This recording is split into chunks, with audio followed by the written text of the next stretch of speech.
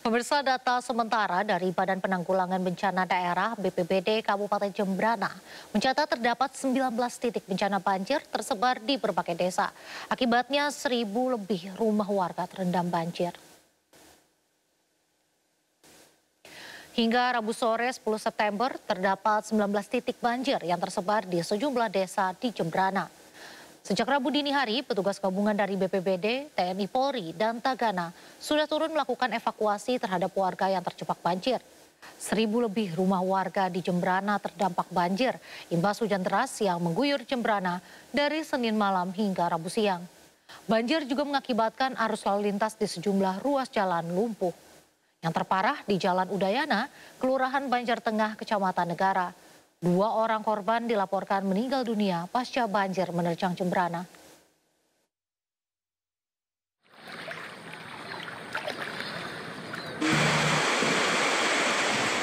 Di Denpasar, Bali, 3 orang tewas dalam banjir bandang. Diterjang banjir bandang, ruko berlantai 3 ambruk, mengakibatkan 2 orang dalam satu keluarga tewas. 1 korban lain tewas ditemukan di dam estuari.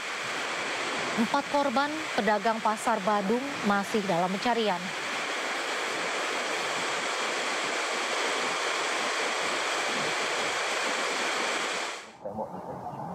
Sementara itu, 2 warga tewas akibat tertimpa tembok yang roboh saat hujan deras mengguyur Kabupaten Gianyar, Bali. Salah satu korban yakni nenek berusia 70 tahun. Saat kejadian, korban bersama 3 cucunya tertidur lelap di kamar. Sementara ketiga cucunya dilaporkan selamat. Korban lainnya berusia 87 tahun. Korban tertimpa tembok saat tengah ke kamar mandi.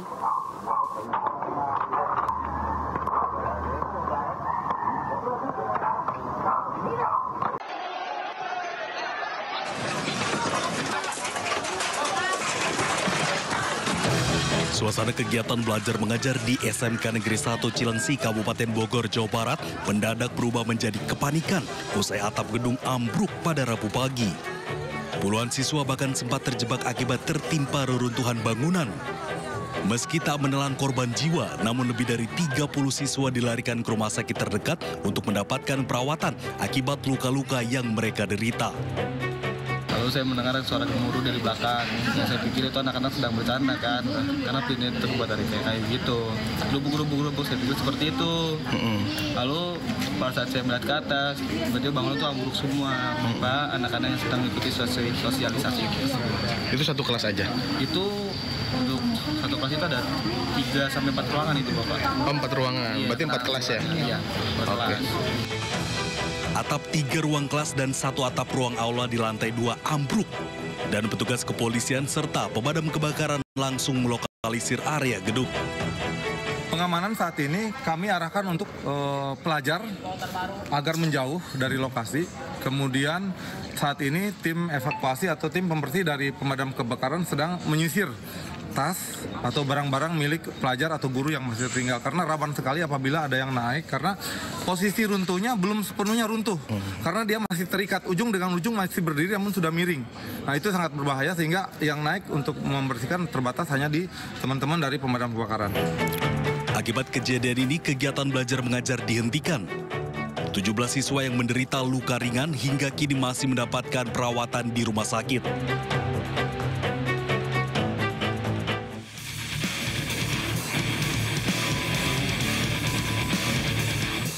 Gerobak pedagang ketoprak ini diamuk seorang pemuda di Jalan Siliwangi, Depok, Jawa Barat. Sebelumnya pelaku sempat cekcok dengan korban lantaran pembayaran yang kurang. Pelaku yang diminta korban untuk melunasi kekurangan pembayaran malah marah-marah hingga melakukan pengrusakan. Akibatnya gerobak beserta barang dagangan korban pun hancur berantakan. Warga yang melihat kejadian ini segera berusaha melerai, namun bukannya berhenti, aksi pelaku malah makin menjadi.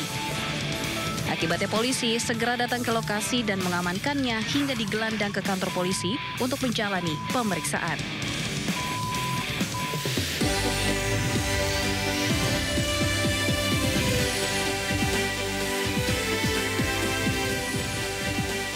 Sumur minyak ilegal di Kabupaten Musi Banyuasin, Sumatera Selatan meledak.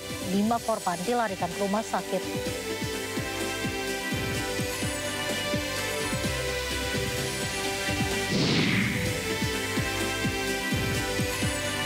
Saya jadi sorotan akibat pernyataan kontroversial, Menteri Keuangan Purbaya Yudi Sadewa berjanji tak akan bergaya koboi lagi.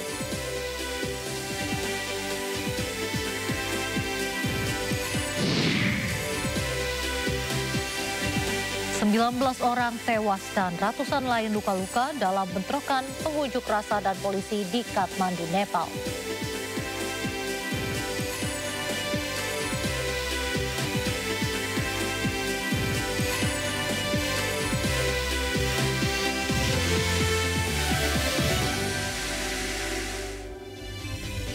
Halo pemirsa, Sindo Malam hadir dengan beragam informasi terkini tanah air serta mancanegara.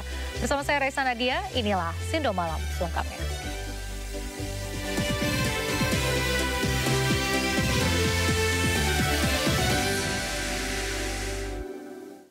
Sebanyak 12 bangunan liar semi permanen di Penjaringan Jakarta Utara hangus terbakar.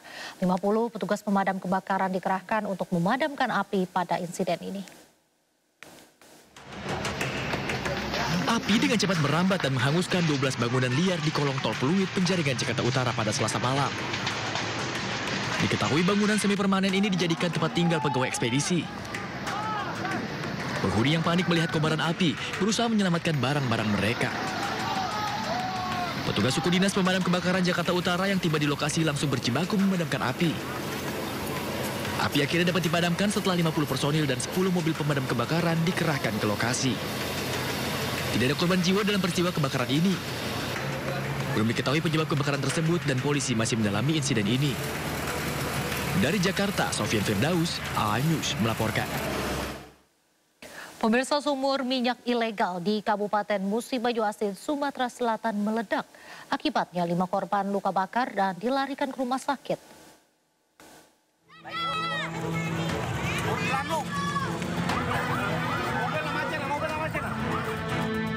Rekaman video amatir memperlihatkan sumur minyak mentah ilegal di Desa Kalibrau, Kabupaten Musi Banyu Asin, Sumatera Selatan meledak. Sumur ini berada dekat permukiman warga yang tak jauh dari Jalan Lintas Timur Jambi Palembang, Sumatera Selatan. Kobaran api dan kepulan asap tebal membuat warga panik dan berlarian. Akibat ledakan itu, 5 orang pekerja dan pemilik sumur mengalami luka bakar. Kalau luka bakar, memang ada luka bakar berjumlah 5 orang. Dan mereka itu bukan dari masyarakat luar, melainkan memang pekerja yang berada di lokasi tersebut. Itu menurut informasi yang saya dapatkan. Belum diketahui pasti penyebab terjadinya ledakan ini, sementara polisi telah melakukan olah tempat kejadian perkara dan mengumpulkan keterangan saksi. Dari Musi Banyu Asin, Sumatera Selatan, Edi Lestari, iNews melaporkan. Tim SAR gabungan batal mengevakuasi 4 orang korban kecelakaan helikopter yang jatuh di distrik Cila Mimika, Papua Tengah. Evakuasi batal karena cuaca buruk dan akan dilakukan pada Kamis besok. Keberadaan helikopter PKIWS yang hilang kontak di distrik Cila Mimika, Papua Tengah telah diketahui. Namun demikian, evakuasi terhadap 4 korban saat ini belum dilakukan karena terkendala cuaca buruk. Rencananya, evakuasi akan dilakukan Kamis pagi besok. Sebelumnya, helikopter PKIWS milik maskapai penerbangan Intan Angkasa sempat hilang kontak di distrik Cila Mimika, Papua Tengah. Pesawat mengangkut 4 penumpang yakni Eko Puja selaku pilot, Sudiarman selaku kru, serta 2 penumpang bernama Anto dan Zulkifli. Saat ini belum diketahui kondisi 4 korban dan diharapkan dalam keadaan selamat.